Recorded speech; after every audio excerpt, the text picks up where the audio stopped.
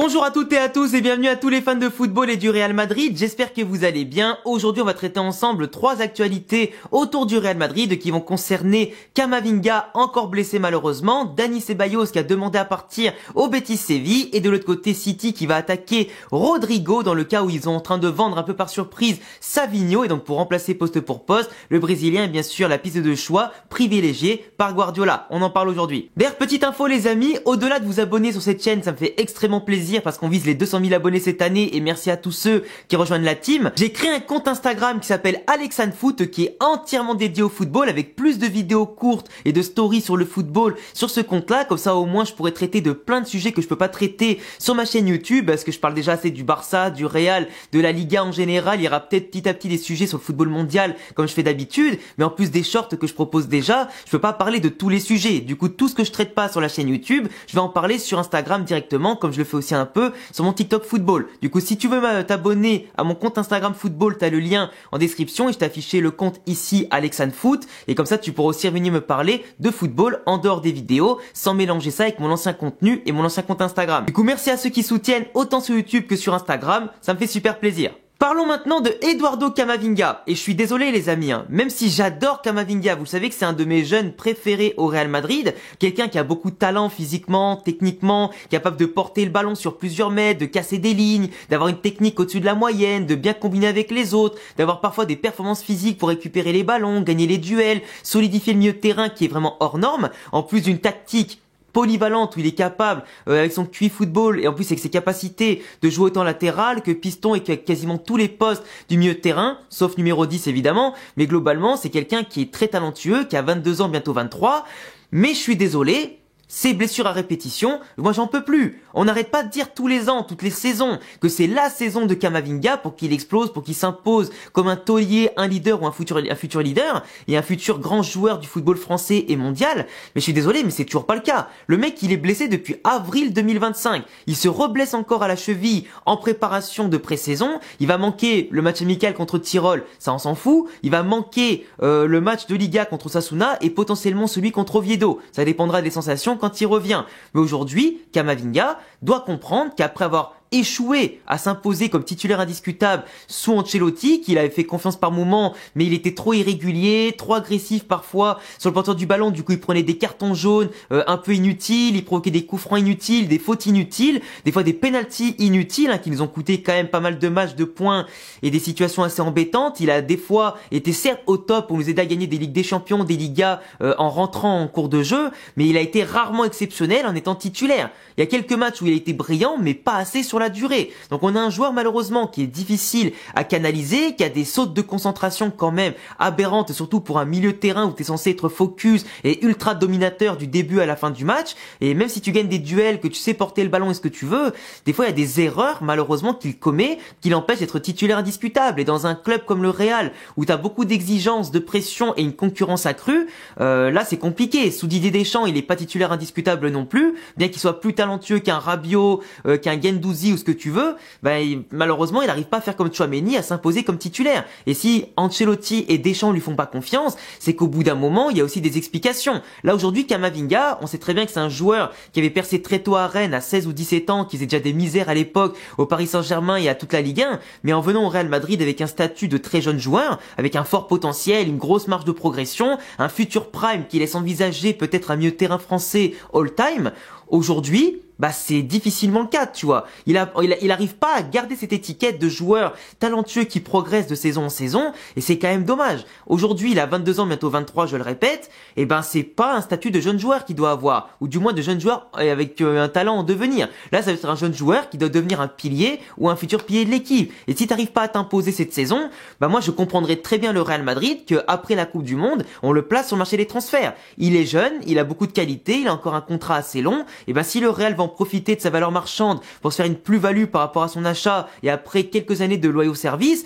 je comprendrais parfaitement qu'il soit vendu en première ligue à prix fort. Parce que là, tu peux en tirer quand même 50, 60, 70 millions, voire un peu plus, tu vois. Au vu des marchés actuels et des prix actuels, tu peux te gaver sur Camavinga et avoir pourquoi pas un milieu de terrain qui a des qualités à peu près similaires, voire un peu moins bonnes en termes de prime et pic de forme, mais quelqu'un qui se blesse pas et qui est plus fiable, c'est beaucoup mieux. Parce que payer un jeune joueur qui progresse plus, qui n'explose pas, qui reste sur le banc, qui a du mal à gagner la confiance peu importe les coachs et qui s'impose pas peu importe les dispositifs, bah au bout d'un moment, je suis désolé, mais t'es obligé de le vendre parce que le gars, certes, il a la mentalité et l'amour du maillot, mais s'il est pas fiable, qu'il se blesse tout le temps, qu'il est irrégulier, qu'il répond pas aux attentes, ben tout bon que t'es, frérot, je préfère quelqu'un de plus fiable. Et ça, je pense qu'on est tous d'accord. J'adore Camavinga, je le répète, c'est un de mes jeunes préférés. Je suis hyper hypé quand je le vois sur le terrain, je suis hyper content quand il dépanne latéral gauche, quand il est au top du top. Mais là, je suis désolé, mais moi depuis quelques temps, je m'inquiète vraiment sur sa santé de base et notamment sa capacité à performer au plus haut niveau sur la durée. Et si c'est pour avoir un poids mort dans l'effectif qui se blesse tous les mois, tous les week-ends, à la fin, ça commence à peser trop lourd, les gars. Et il se blesse beaucoup trop. Et ça, vous le savez très bien. Et ça freine sa progression. C'est quand il revient, il est pas en forme, il a pas le rythme. Du coup, il a des performances en sortie de banc ou quoi qui sont un peu moyennes. Et le temps qu'il se relance, il va performer 3 matchs et après, il va se reblesser. Et c'est pas non plus comme Abu Dhabi, je sais plus comment il s'appelait, celui qui était Arsenal à l'époque, tu vois, le français. Mais bon, au bout d'un moment, la malédiction, j'ai envie de te dire que le destin fait bien les choses et qu'il y a des choses qui n'arrivent pas par hasard. Et forcément, t'as beau avoir du talent, il y a beaucoup de joueurs qui ont eu du talent passé par le Real Madrid, minés par les blessures, minés par l'irrégularité, et c'était un bonjour au revoir, tu vois, derrière. Donc là, il est quand même resté pas mal de temps. Comme je l'ai dit, il a aidé des fois à remporter des titres et des gros matchs, mais pas suffisamment. Et aujourd'hui, quand t'as la concurrence dans le dispositif d'Alonso, qu'on cherche un milieu créatif, que t'as déjà Jude Bellingham, que t'as Arda Güler, que t'as Tchouaméni, que t'as Valverde, que t'as encore Ceballos qui est pas encore parti, etc., qu'il y a potentiellement Alaba, Arnold qui peuvent jouer aussi au milieu de terrain, et que t'as pas encore de grosses recrues à ce poste-là, comme un Rodri, un McAllister ou que sais-je, hein, Adam Wharton, Angelo Stiller ou ce que tu veux, c'est très compliqué. Et encore qu'il a de la chance qu'on n'a pas signé Zubimendi, parce que Zubimendi il aurait été parfait, et je peux te dire que Camavinga, il aurait quasiment plus joué du tout,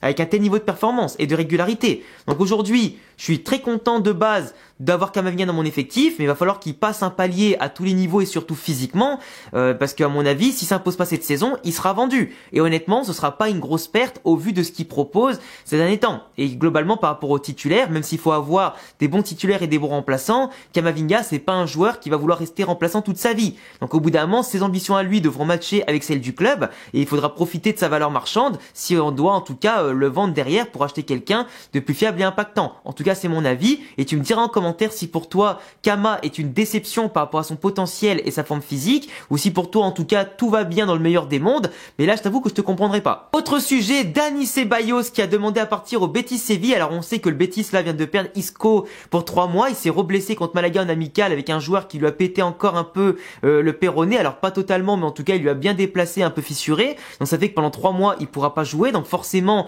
le Betis Séville qui n'a pas beaucoup d'argent de base est un peu démuni pour chercher un très bon joueur au milieu de terrain qui voulait de base combiner avec Isco, mais aujourd'hui Ceballos voit qu'avec Alonso il a pas sa place, qui part pas dans la tête du coach comme étant important, tout comme avec Ancelotti c'était pas le cas parce qu'il avait pas réussi à remplacer Kroos et à apporter la sérénité qu'on attendait dans le jeu de base, il avait pas passé un palier avec aussi beaucoup de blessures et d'irrégularités et manque de prise de risque dans le jeu ou d'organisation et de tempo dans le jeu, mais Ceballos qui a envie aussi pourquoi pas de participer à la Coupe du Monde 2026, c'est que pareil pour De La Fuente il part pas avec les meilleurs en tout cas a priori du monde, donc forcément s'il joue pas avec le Real, c'est compliqué. Donc aujourd'hui retourner au Betis c'est quelque chose qu'il a toujours voulu faire, donc forcément le Real s'il veut partir en cas de belle offre ils vont pas le refuser, mais ils savent très bien aussi le Real qu'ils vont devoir peut-être le garder s'il y a pas d'autres milieux de terrain qui signent au Real. Nico Paz ne revient pas, t'as pas eu des cibles que tu voulais et donc potentiellement à moins qu'il y ait un jeune du Castilla comme Pitarch ou Manuel Andrel ou quoi qui explose entre temps,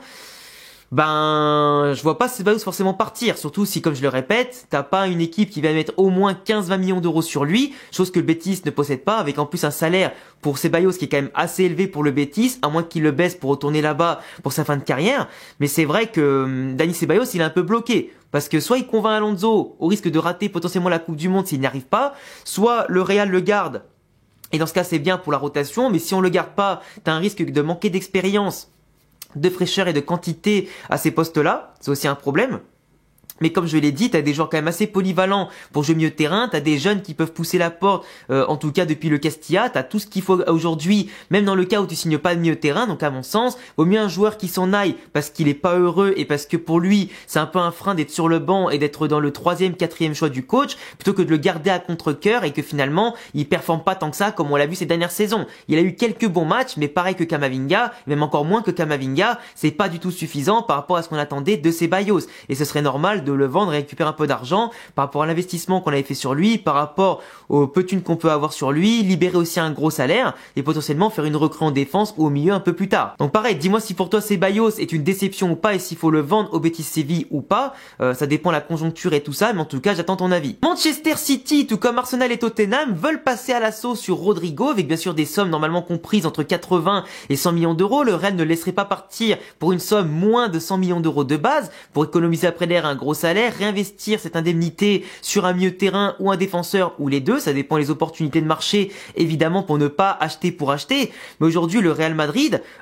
forcément si Rodrigo veut pas partir, veut pas partir, il va rester, et s'il veut partir, il partira. Dans tous les cas c'est le joueur qui a le dernier mot, quoi qu'il arrive, même s'il y a des offres sur la table et que le joueur est poussé par la sortie par le coach ou quoi, s'il reste, il va se battre pour sa place. Et moi franchement, s'il se bat, qu'il fait les efforts et tout ça, et qu'on voit en ce moment qu'Alonso Rodrigo discute beaucoup, il lui a même donné le brassard de capitaine pour la deuxième mi-temps du match amical contre les Leganés, moi ça me fait super plaisir. Quelqu'un qui se bat, quelqu'un qui veut rester et gagner sa place, qu'il soit remplaçant de base ou pas, moi ça me fait super plaisir. Tu te bats pour les cuissons, pour ton honneur et pour gagner ta place, moi c'est tout ce que je demande. La concurrence et la méritocratie fera le reste. Mais globalement, aujourd'hui City va vendre par surprise Savinho, qui est arrivé seulement l'été dernier, acheté depuis Gérone pour 25 millions, mais le joueur ne donne pas satisfaction. Aujourd'hui, Pep Guardiola n'est pas forcément fan de son profil, ils ont acheté d'autres joueurs entre temps, et même si Savinho a été bien meilleur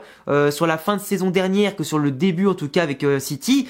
les promesses finalement sont pas assez bonnes ou pas assez satisfaisantes pour Guardiola, qui le verrait bien en tout cas vendu ailleurs, et de base Tottenham était plus intéressé par Rodrigo que City, qui pensait avoir déjà tout ce qu'il fallait dans l'effectif, même si City a beaucoup de blessures, surtout au milieu de terrain de base à court moyen terme, mais Rodrigo ne voulait pas forcément Tottenham, parce que même s'il le mettait au centre du projet au départ de Son à Los Angeles, Tottenham c'est pas une équipe ambitieuse pour gagner des trophées, tu vois. Donc même si t'as le temps de jeu, que tu peux t'adapter en première ligue, tu sais que si tu vas à Tottenham, quand t'es un joueur comme Rodrigo qui a coûté aussi cher, c'est un peu la prison dorée, parce que Tottenham va bien te payer, tu seras la star de l'équipe, t'auras pas une équipe faite pour gagner des trophées, à part ils ont quand même gagné l'Europa League, mais c'est un trophée sur 15-20 ans, tu vois, sur les 20 dernières années. Après il y a une grosse, on appelle ça concurrence en première ligue, et quand tu t'es Tottenham et que t'affrontes Chelsea, Arsenal, United, City, Liverpool qui ont plus d'argent de moyens que toi et de meilleurs joueurs que toi, évidemment que remporter des coupes ou quoi c'est compliqué, même si Crystal Palace vient de faire un doublé cette année en battant City et Liverpool au Community Shield et à la finale de Coupe d'Angleterre, voilà, c'est quand même très compliqué, tu vois. Même les petites équipes arrivent parfois à se revendiquer mieux que toi, et quand on a vu la saison de Tottenham, la saison dernière qui était pas loin d'être relégable, c'est chaud. Donc tu vois Tottenham, qui en plus bloquerait à mon avis Rodrigo comme ils l'ont fait avec Kane et Son pendant des années, ça serait compliqué. Donc je pense qu'il a pas envie de se foutre dans ce bourbier, mais de l'autre côté Arsenal a déjà acheté tout ce qu'il leur fallait. Ils ont Madueke, ils ont déjà Saka, il y a déjà Gyökeres devant, Zubimendi, Declan Rice, tout ça. Donc ils ont déjà un 11 titulaire assez impressionnant, et je les vois pas remettre 100 millions d'euros sur le mercato pour Rodrigo. S'ils les remettent et qu'ils ont cet argent, ça leur fera du banc en plus, éventuellement. Après, à voir comment ils vont faire matcher tous les profils ensemble et comment la concurrence reste à Arsenal. Mais c'est vrai que Rodrigo, dans le cas où il partirait à City, en fait, le problème c'est que de base, lui, c'est plutôt quelqu'un qui joue dans l'axe ou à gauche. Sauf que dans l'axe, t'as plutôt Marmouche, qui est en soutien de Erling Haaland. À gauche, t'as Jérémy Doku, même si je pense que Rodrigo a peut-être une carte à jouer contre Jérémy Doku, qui est très irrégulier, à moins que Doku parte à droite. Ça, c'est encore à voir. Mais il faut voir aussi à droite s'il n'y a pas Foden déjà, si tu mets pas un Cherki ou autre profil. Comme Guardiola aime bien les mettre des fois des 10 sur les côtés pour assurer plus de possession, avec des fois un ailier percutant d'un côté et un ailier qui va plus dans l'axe de l'autre côté, à voir comment ça joue. Mais c'est vrai que pour moi, Rodrigo à Manchester City, on sait que Guardiola est très fan du joueur, tout comme il est fan de Cherki, de Foden et toute la clique. Mais après, il faut voir un peu comment il fera matcher tout cet effectif-là. Et je suis pas bien sûr aussi pour Rodrigo que quitter le Real pour aller à City maintenant, ce soit peut-être la meilleure des choses, tu vois. À voir évidemment s'il gagne sa place dans un club comme dans l'autre. Mais aujourd'hui, la Première Ligue sait très bien ce qu'ils doivent faire pour prendre Rodrigo. 100 millions d'euros minimum, sinon rien. Et de l'autre côté, si le joueur veut vraiment partir, il partira. S'il veut rester, qu'il reste. En tout cas, moi, je le laisse venir les bras ouverts et rester à la maison, parce que la rotation, c'est important, la concurrence, c'est important. Et s'il a vraiment autant de bonne volonté que ce qu'on dit, pour moi, j'ai aucun problème à le garder ici. Bref, dis-moi ce que tu penses de Rodrigo et son possible départ du Real Madrid. Est-ce que tu veux le voir rester ou partir? Réponds à tous les sujets dont on a abordé dans la vidéo. N'hésite pas à t'abonner, cocher la cloche, mettre le petit pouce bleu, un petit commentaire. Me follow sur Instagram, AlexandreFoot, t'as le lien ici dans la description. Et à bientôt les gars pour de prochaines vidéos. Ciao!